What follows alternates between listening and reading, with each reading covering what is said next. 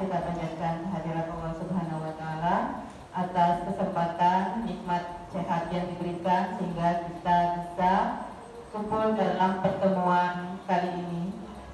Terima kasih yang tak hingga kepada Bapak Ibu atas keluangan waktunya untuk bisa menyimak daripada pemaparan kami dalam diseminasi pendidikan guru penggerak.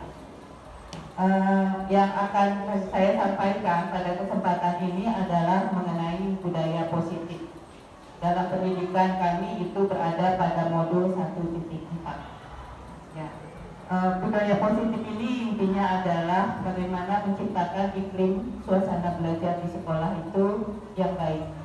Dan diantaranya ya ada beberapa faktor penentu pastinya Bapak Ibu, dan peran kita di sini sebagai guru itu adalah peran yang sangat penting dalam terciptanya iklim ini. Ya. Kita mulai dari paparan saya ini akan dimulai dari apa itu perubahan pada paradigma belajar, kemudian tentang disiplin positif, motivasi perilaku manusia, kebutuhan dasar, posisi kontrol restitusi, kemudian keyakinan kelas, dan segitiga restitusi. Ya, itulah cakupan daripada bahan modul untuk budaya positif. Kita mulai dari perubahan paradigma belajar. Ya, dimana berawal dulu itu adalah belajar itu ya merupakan berorientasi pada guru. Ya, nah di sana itu dinamakan dengan stimulus respon, dimana murid itu apa menurut guru itu adalah pandangan yang lama. Ya, jadi apa segala perubahan baik apa tingkah laku maupun lainnya itu guru yang dominan menentukan.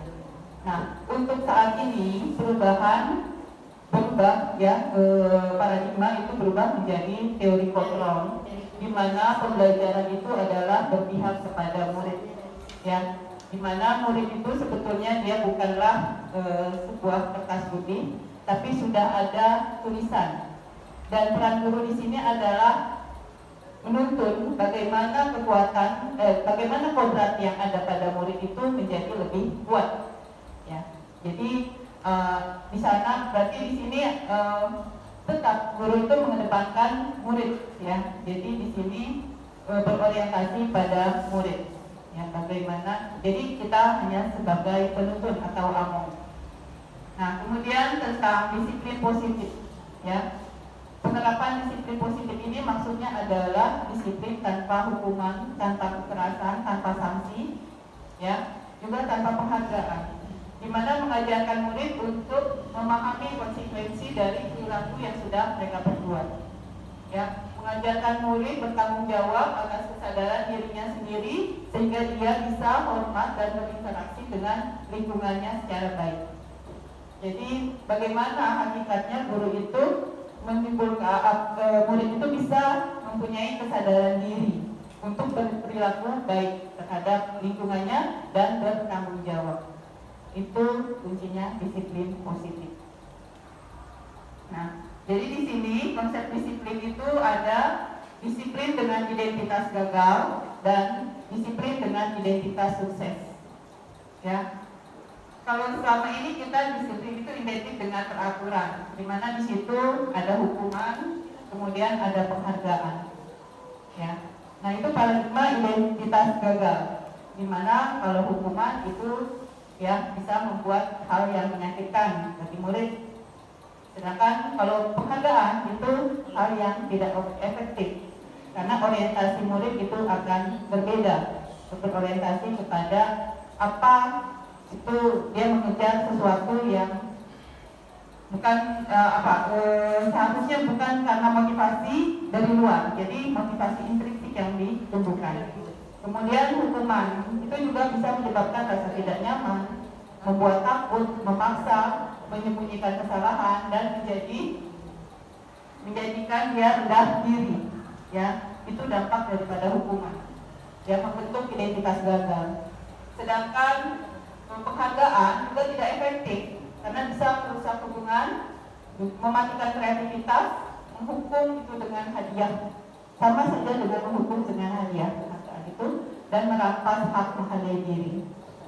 Nah, perubahannya itu menjadi identitas sukses ini yang diharapkan bisa kita terapkan, yaitu adanya konsekuensi dan restitusi, di mana konsekuensi itu adalah melahirkan penguatan jangka panjang pada murid, ya, pada pribadi murid, ya, dia memiliki karakter yang kuat. Kemudian perlu monitoring konsekuensi itu, jadi tidak lepas, ya. Kemudian stimulus respon, menghormati peraturan, memerlukan waktu dalam merenungi. Restitusi ini lebih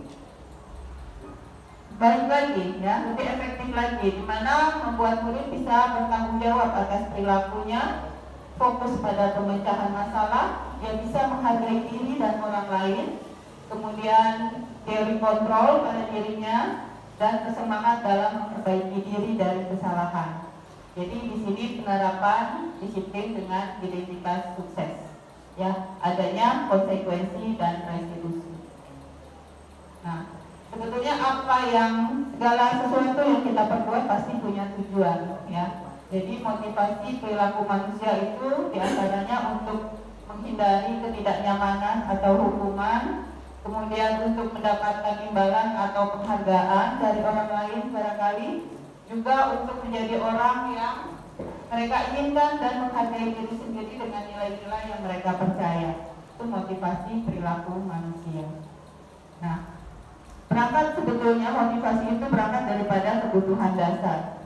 Ya, hakikatnya manusia itu mempunyai 5 kebutuhan dasar, yaitu bertahan hidup, penguasaan, kasih sayang dan rasa diterima, kebebasan dan kesenangan. Itu kebutuhan dasar manusia. Jika ada kebutuhan dasar yang tidak dipenuhi, maka bisa jadi akan timbul perilaku yang menyimpang. Jadi dampak perilaku yang menyimpang akibat adanya kebutuhan dasar yang tidak terpenuhi. Saya perjelas lagi bagaimana itu kebutuhan dasar. Yang pertama adalah bertahan hidup, survival, ya, sifatnya fisiologis untuk bertahan hidup. Misalnya kesehatan, rumah, makanan, itu udah jelas, ya. Kemudian kasih sayang dan rasa diterima, ya, love and belonging, meliputi hubungan dan koneksi sosial, memberi dan menerima kasih sayang dan merasa menjadi bagian dari suatu kelompok, juga keinginan untuk tetap berhubungan dengan orang lain. Kemudian kebebasan itu artinya kemandirian, otonomi, memiliki pilihan dan mampu mengendalikan arah hidup seseorang. Kesenangan, ya, mencari kesenangan, misalnya bermain, tertawa. Kalau ada murid yang tertawa di kelas, berarti dia masih ada kebutuhan, padahal harusnya dia tidak melakukan hal itu pada saat itu. Bisa jadi itu kebutuhan kesenangannya yang tidak terpenuhi. Kemudian penguasaan, power, ya, berhubungan dengan kekuatan untuk mencapai sesuatu, menjadi kompeten, ya, menjadi terampil, diakui atas prestasi dan keterampilan didengarkan dan memiliki harga diri, ya. Nah, itulah tadi kebutuhan dasar dari manusia. Nah, sebagai seorang guru, ya, kita mempunyai posisi, di mana di sini yang kita namakan dengan posisi kontrol, ya, terhadap adanya penerapan disiplin tersebut di sekolah, di lingkungan belajar, ya. Nah, posisi kontrol ini bisa guru itu sebagai penghukum atau pembuat rasa bersalah, atau juga bisa menjadi teman, atau menjadi pemantau, dan bisa juga sebagai manajer. Apa maksud daripada 5 posisi kontrol itu? Dimana kalau penghukum itu dampaknya murid akan mengulangi kesalahan yang sama, ya. Dimana guru akan, ya, biasanya terkesan dia selalu kalau murid ada yang melakukan kesalahan dia akan menghakimi, ya, marah seperti itu. kemudian menunjukkan ekspresi yang menyakitkan atau menyindir. Jadi kalau mungkin ada yang itu dalam kriteria penghukum. Ya, untuk pembuat rasa bersalah guru bisa yang masuk kriteria itu tindakan guru misalnya adalah ceramah, kemudian menunjukkan kekecewaan yang mendalam. Ya, sedangkan sebagai pemantau membuat dalam memberikan alasan-alasan untuk muridnya.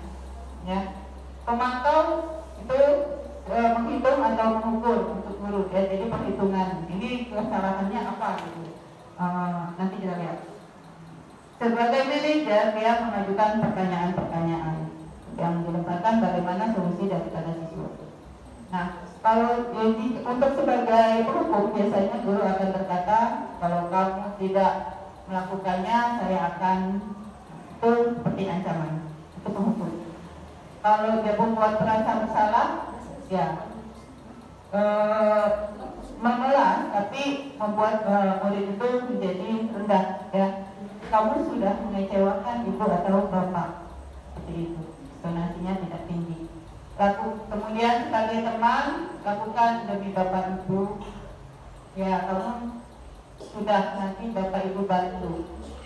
Ya, selesaikan. Misalnya seperti itu kalimat oleh jika bertindak sebagai teman.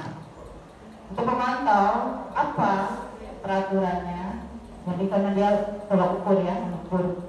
Kemudian apa yang telah kamu lakukan, apa yang terjadi sekarang, pertanyaannya. Sebagai manajer, dia membuat pertanyaan-pertanyaan ya yang dikembalikan kepada konsekuensi tadi. Apa yang kita yakini? Apa kamu meyakini hal tersebut? Kalau kamu meyakininya, manakah kamu memperbaikinya? Ya, bagaimana menawarkan solusi kepada murid itu adalah tindakan sebagai manajer. Ya, nah hasilnya untuk penghukum itu murid akan memberontak. Bisa jadi dia menjadi pendendam atau menyalahkan orang lain. Kalau kita bertindak sebagai pembuat rasa bersalah, dia akan menyembunyikan atau menyangkal atau bisa jadi berbohong.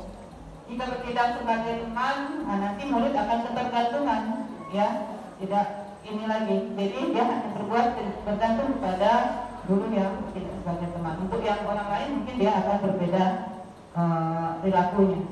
Sebagai pemantau, ya menyesuaikan bisa bila di awal saja.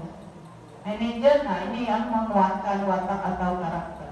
Ya, jadi posisi kontrol manajer inilah yang terbaik daripada posisi-posisi yang lain karena dia akan menguatkan karakter daripada murid kita.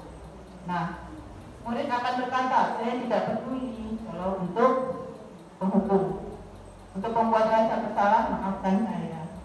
Ya, tapi ya itu dampaknya tadi ya hasilnya ya kurang baik. Kemudian teman, saya pikir bapak itu teman saya, jadi ada kekecewaan kalau akhirnya tidak berbuat yang seperti teman itu tadi. Saya akan dapat berapa bintang kalau melakukan hal tersebut ya. Untuk pemantau itu jawaban murid. Jika sudah melakukan hal tersebut saya akan mendapatkan apa ya. Jadi tidak sepenuh hati dia melakukannya. Kemudian untuk manajer, bagaimana caranya agar saya bisa memperbaiki keadaan ini. Jadi kita ajak, kita bawa dia supaya dia bisa mengintrospeksi diri. Itu adalah peran manajer. Saya akan memperbaiki masalah ini dengan apa yang dia tawarkan, seperti itu. Ya, dampaknya pada murid mengulangi kesalahan untuk menghukum, kemudian membuat rasa bersalah, dia menjadi rendah diri, gagal, tidak berharga. Untuk teman, dia tergantung, tidak mandiri, tidak bisa memutuskan. Untuk pemantau, diberatkan pada dampak pada diri sendiri, mendapatkan hadiah atau mendapatkan hukuman. Ya, sebagai manajer dia bisa mengevaluasi diri, bisa mengintrospeksi diri untuk menjadi pribadi yang lebih baik. Ya, itu yang nilai yang positif daripada manajer itu tadi, menguatkan karakter daripada murid kita. Ya, nah ini posisi posisi kontrol, ya, yang sebetulnya bisa jadi kita sudah ada perannya di situ, sudah melakukan tindakan manajer, ya, cuma kita tidak sadari karena ini teorinya ada, gitu, bahwa guru itu mempunyai peran sebagai posisi kontrol. Nah, untuk menciptakan kondisi yang baik, ya, sebaiknya di awal, ya, proses pembelajaran kita membuat kesepakatan bersama dengan murid. Kalau biasanya yang menjadi acuan bagaimana disiplin itu diterapkan itu adalah peraturan, tapi itu kurang efektif karena peraturan itu bukan berangkat daripada kebutuhan murid, ya, tapi sudah ditentukan dan itu menuntut kepatuhan. Berbeda dengan keyakinan kelas atau kesepakatan kelas. Kalau kesepakatan kelas itu berangkat dari curah pendapat murid, ya, sesuai kebutuhannya, bagaimana untuk menciptakan lingkungan belajar yang nyaman menurut mereka, ya, kita tawarkan apa yang mendukung untuk hal tersebut bisa terjadi, ya. Jadi dianjurkan Bapak Ibu kita buat kesepakatan kelas bersama-sama dengan murid, ya, mereka tiap masing-masing mencurahkan idenya, kemudian kita kumpulkan dan, ya, kita sarikan. Keyakinan kelas ini dasarnya adalah untuk mewujudkan nilai-nilai kebajikan, ya, nilai-nilai kebajikan apa yang diharapkan dari diterapkannya keyakinan kelas. Sebagai contoh misalnya lingkungan, kita ingin murid itu kelas itu membuang sampah pada tempatnya, gitu kan. Berarti nilai kebajikannya adalah selalu menjaga kebersihan, ya. Kemudian misalkan tidak ribut, nah kebajikannya apa? Ya, menjaga ketenangan, gitu kan.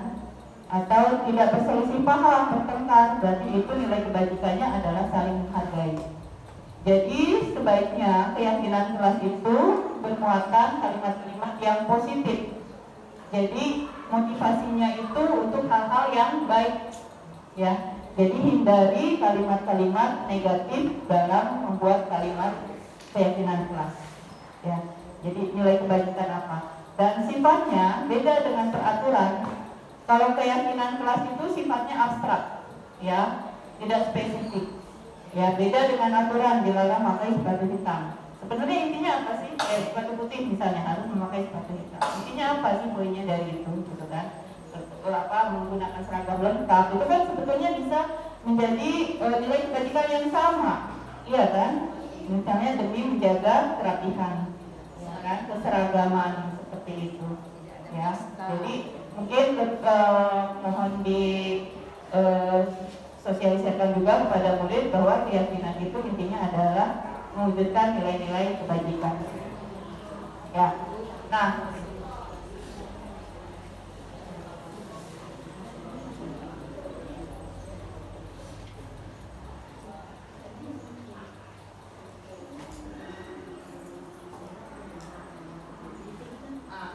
ini sudah saya terapkan bagaimana tahapan untuk membuat keyakinan kelas. Jadi kita berikan kesempatan murid untuk mencurahkan idenya dengan voice note, ya. Tiap-tiap murid itu harus menuangkan, ya, apa keinginannya untuk membuat dia bisa belajar dengan nyaman, ya. Ini tahapannya. Kemudian menempelkan di depan, ya. Ini nanti bisa jadi, ya, mempunyai ide-ide yang sama untuk beberapa murid, bisa jadi kan. Nanti kita sarikan, ya, ini kita sarikan.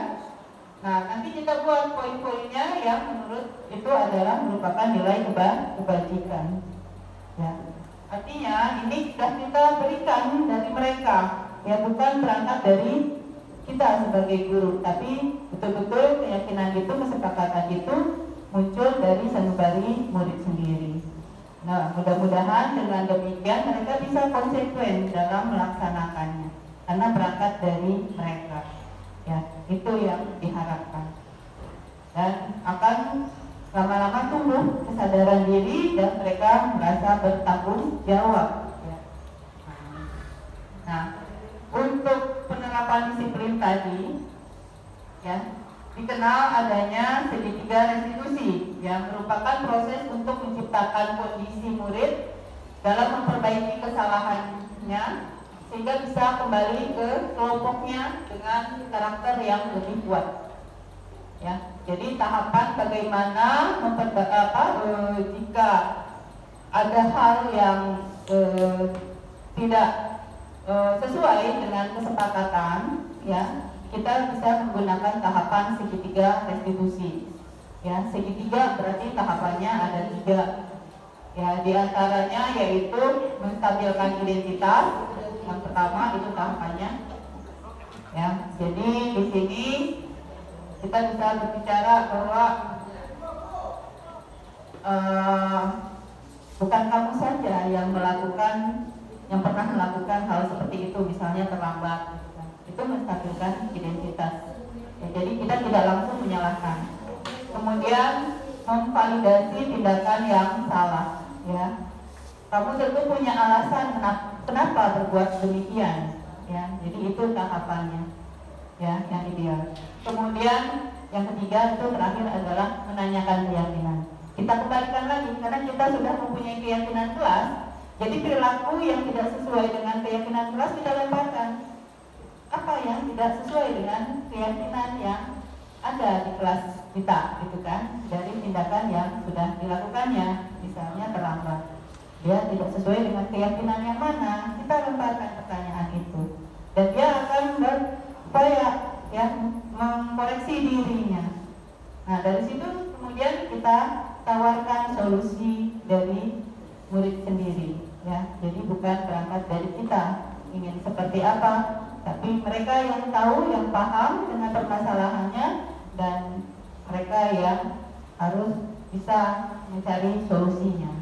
Ya, itu maksudnya untuk yang segitiga restitusi. Ya, jadi di sini ada mungkin contoh bagaimana penerapan segitiga restitusi.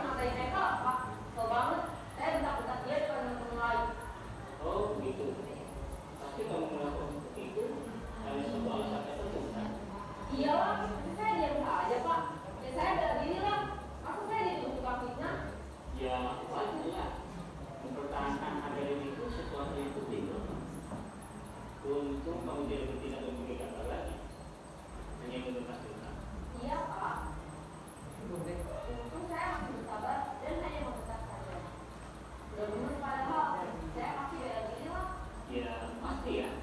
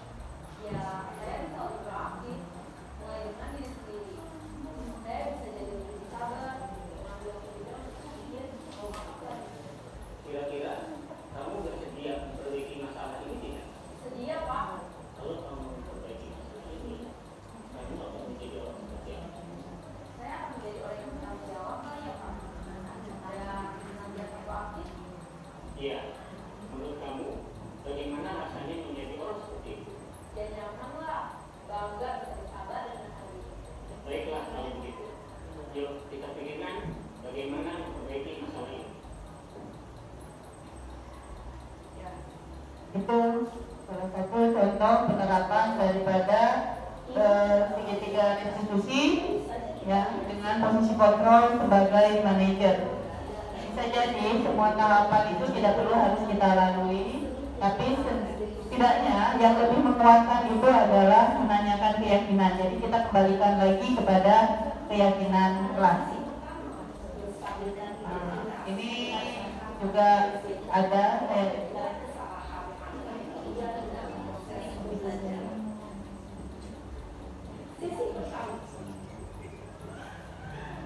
ini juga sudah saya terapkan dalam mengatasi masalah dengan murid ya, dimana di sini ada keributan di kelas. Jadi ya berangkat dari ya tidak sukaan seseorang, di sini antara sahabat dan Tony di kelas 11 IPA kemarin ada masalah.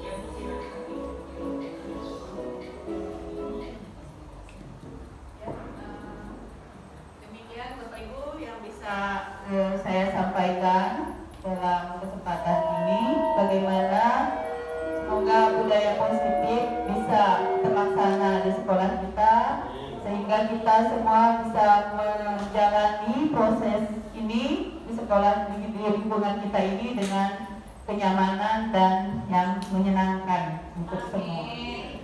Ya, mungkin ada diskusi dari Bapak. Ya.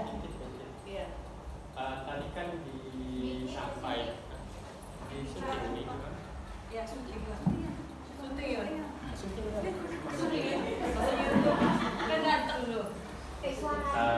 Mungkin ini Bu, tadi kan sudah disampaikan di saat pada saat pertemuan pertama di pembelajaran kita harus membuat sebuah kesepakatan dengan kelas yang ini nanti menjadi dasar bagi kita untuk kesepakatan-kesepakatan yang ada itu dari siswa, sehingga tidak membebankan bagi mereka sehingga itu jadi modal bagi mereka untuk bisa lebih disiplin lagi. Kenapa? Karena kalau seandainya kesepakatan itu dari sekolah, kadang kan tidak ya berkaitan dengan peraturan, itu kan tertulis dan larinya adalah punishment, hukuman-hukuman. Sedangkan kalau dari siswa dan itu memang disepakati sama mereka, kan kita tinggal mengingatkan lagi. Nah, ini sebenarnya yang kadang-kala yang kita sebagai guru kadang lupa membuat kesepakatan itu. Seperti itu, oleh karena itu ini sangat bagus sekali tadi sudah disampaikan oleh Ibu bahwa di awal kita harus membuat sebuah kesepakatan dengan siswa.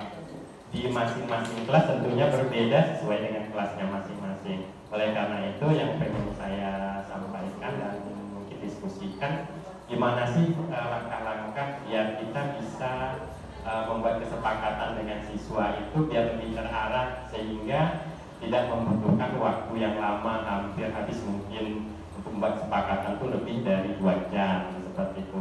Tentu kita sudah harus susun langkah-langkahnya sehingga lebih efektif. Mungkin itu, Bu. Terima kasih. Langsung saja ya Pak ya. Untuk bagaimana efektif kita membuat keyakinan kelas, barangkali awal kita sosialisasikan dulu apa itu keyakinan kelas, berbeda dengan peraturan gitu ya Pak ya. Karena ini diharapkan kan berangkat daripada pendapat mereka ya, seperti hal seperti apa yang ingin mereka harapkan, seperti itu. Jadi rasanya kalau di awal kita sudah mensosialisasikan apa itu keyakinan kelas, insya Allah tidak akan berlangsung lama.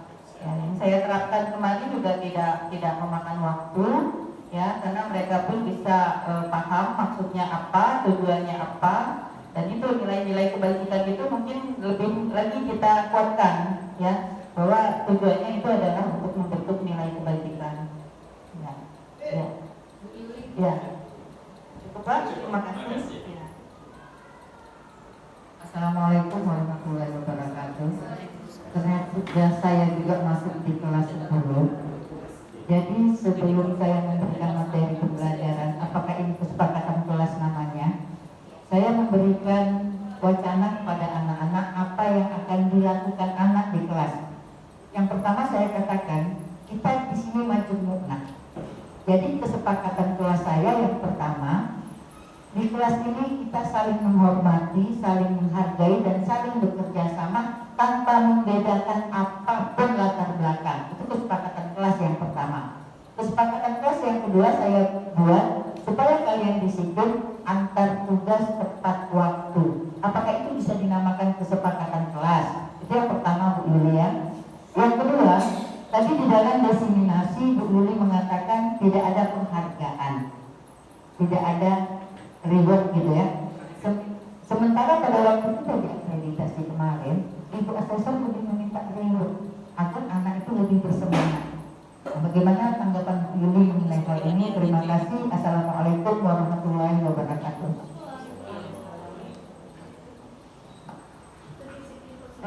Ya, yang sudah Ibu terapkan itu sudah baik, apalagi kita membawa mereka untuk saling menghargai dalam perbedaan, saling menghormati. Nah, itu kita sudah menanamkan nilai-nilai kebajikan kepada mereka. Jika mereka menyepakatinya, ya Bu ya, biarpun berangkat mungkin dari kalimat Ibu yang membunyikan lebih awal, kemudian jika mereka menyepakatinya, itu bisa dikatakan keyakinan kelas. Ya, biarpun bukan berangkat dari mereka. Ya.